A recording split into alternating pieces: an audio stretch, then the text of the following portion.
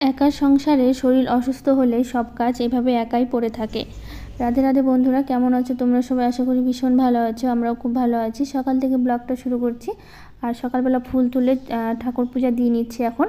আর সকালে প্রচণ্ড বৃষ্টি হয়েছে, এত বৃষ্টি হয়েছে তোমাদের মানে কি বলবো। তখন আমি ভিডিওটা করিনি কারণ শরীরটা অসুস্থ ছিল, প্রথমেই তোমাদের বললাম। প্রচণ্ড কালকে থেকে প্রচণ্ড মাথা ব্যথা, মাথা ঘুরছে, মাথা তুলে যে উঠে বসবো সেইটুকু বসতে পারছি না। আজকে সকালে একটু ভালো লাগছে, তবু মাথা ঘোরা, মাথা ব্যথাটা কিন্তু আছেই। তো সকালবেলা উঠে আমি একটু দেরি করে ঘুম থেকে উঠেছি, আর বাবানের পাপা কিন্তু সব কিছু করেছে। বাসি কাজগুলো সব ওই করেছে, ঝাড় দেওয়া, বাইরে ভেতরে যা যা থাকে বাসি কাজগুলো সবটা ওই করেছে। তারপরে স্নান করে পুজো দিয়ে আমি রান্নায় চলে আসলাম। আর বাবানের বাবা না সব কাজ করে দেবে, আমাকে সব হেল্প করবে। ও একটু রান্না করতে অপছন্দ করে আর কি, মানে আসলে ও পারেই না রান্না করতে আর কি, একটু সেদ্ধ এগুলোও করতে পারে। আর ওর রান্না করতে একদমই পছন্দ না, ও বলে সব কাজ করে দেবো, তুমি শুধু রান্নাটা করো। তো ভাবলাম তাহলে রান্নাটা করি, আর ও রান্নাটা করতেও পারে না এমনিতেও। তো সেই জন্য শরীর অসুস্থ, তো কী হয়েছে, অফিসে যাবে, রান্নাটা করে খাইয়ে তো পাঠাতে হবে। তো সেই জন্য ওই যে শাকটা তুলে নিয়ে আসলাম। আজকে হচ্ছে ডাল করব, একটা সবজি করব, আর কিছু ভাজা করব। তো দেখতে থাকো কী কী রান্না করছি। আর ডালটা তো দেখলাম প্রেসারে বসালাম, আজকে করলাম হচ্ছে মটরের ডাল। তো ডালটা তো হয়ে গেছে, এখন সবজিটা বসিয়ে দিয়েছি। এখানে যা যা সবজি ছিল ঘরে, আলু, বেগুন, ঝিঙে, পটল, তারপরে একটু টমেটো ছিল, এগুলো দিয়েই করছি। আর কুমড়ো শাকটা নিয়ে আসলাম তুলে, দেখতেই পেলে। তো ওই শাকটা দিয়ে করবো, আর শাকের একটা বাটাও করবো, তোমরা দেখতে পাচ্ছ। তো এখন আমি আদাটা একটু থেতো করে নিলাম এই সবজিতে দেবো। আর সবজিতে একটু আদা, একটু চিনি, মানে হালকা একটু মিষ্টি মিষ্টি হবে, খেতে কিন্তু খুব দারুণ লাগে। তো এই যে কুমড়ো শাকটা একদম কেটে আমি ধুয়ে নিয়েছি পরিষ্কার করে, তো ওটা দিয়ে একটু নাড়াচাড়া করে নিয়েছি।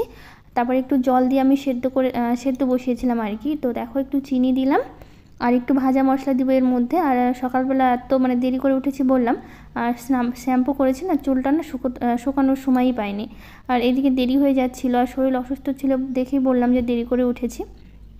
তো চুলটা ভাবছি আজকে রান্না করে নিয়ে আগে, তারপরে হচ্ছে চুলটা শুকিয়ে নেবো। তো সবজিটা দেখো একদমই হয়ে গেছে, দেখতে যতটা সুন্দর, খেতেও কিন্তু অতটাই টেস্টি। আর এদিকে দেখো ডাঁটা শাকটা যে তুলে নিয়ে এসেছিলাম না, ওই ডাঁটা শাক আর কিছুটা কুমড়ো শাকের পাতাগুলো, মানে কুমড়ো শাক যেটা, ওটা দিয়ে একটা শাক বাটা করেছি, শাকের রসুন দিয়ে আর কালো জিরে দিয়ে প্রথমে ভেজে তারপর একটু বাটা করে নিয়েছি। তো বাবান আবার হচ্ছে ওই সবজি শাক খেতে চায় না, তো ও ডাল দিয়ে খাবে, তো সেই জন্য ওর জন্য পাঁপড় ভাজলাম। আর ও আবার হচ্ছে আলুর পাঁপড় খায় না, তার জন্য ওই পাঁপড়গুলো আগে যেগুলো ভাজলাম ব্যাট পাঁপড়, আর ডাল দিয়ে বাবান হচ্ছে খেয়ে নেবে। তো ওইদিকে পাঁপড় হয়ে যাওয়ার পর একটু করলাটা ভেজে নিচ্ছি। আর করলা ছিল ঘরে 3টে, তো ওগুলো ভেজে নিলাম। ভেজে নেওয়ার পর তারপর হচ্ছে বাবানের পাপা খেয়ে অফিসে বেরিয়ে গেল। বাবানের তো এখন ছুটি চলছে গরমে, তো ওরকে আর স্কুল যেতে হচ্ছে না এখন। তো ওগুলো কাজ টাজ করে তো ঘরে চলে আসলাম হচ্ছে বিছানাটা গোছাতে। তো সকালে সেরকম গোছানো হয়নি, বাবানের পাপায় বিছানাটা তুলছিল আর কি। তো আমি এখন ভালো করে বিছানাটা ঝেড়ে নিচ্ছি, ঝেড়ে গুছিয়ে নিচ্ছি। তো সকালের মতো তো কাজ প্রায় শেষ হয়ে গেছে, সেরকম কাজ নেই। ঘরটরগুলো একটু মোছার একটু পরিষ্কার করে নিলে ভালো হতো, তো সেরকম আর কিছু করে উঠতে পারলাম না আজকে। তো ভাবলাম এদিকে ওই যে ক্রিমগুলো ছিল না, এগুলো একটু এলোমেলো হয়ে গেছিলো, তো ভাবলাম একটু গুছিয়ে এখানটা একটু পরিষ্কার করে নিই। আর গুছিয়ে থাকতে ভালো লাগে না, আর যতই অসুস্থ থাকুক সামনে যদি কাজ থাকে না, তখন মনে হয় কতক্ষণে করবো আর কি। যতই অসুস্থ হয়ে পড়ে থাকে, এইটুকু না করলে কিন্তু একদমই ভালো। তো আজকের এই ছোট ব্লগটি তোমাদের কেমন লাগলো অবশ্যই আমাকে কমেন্ট করে জানিও।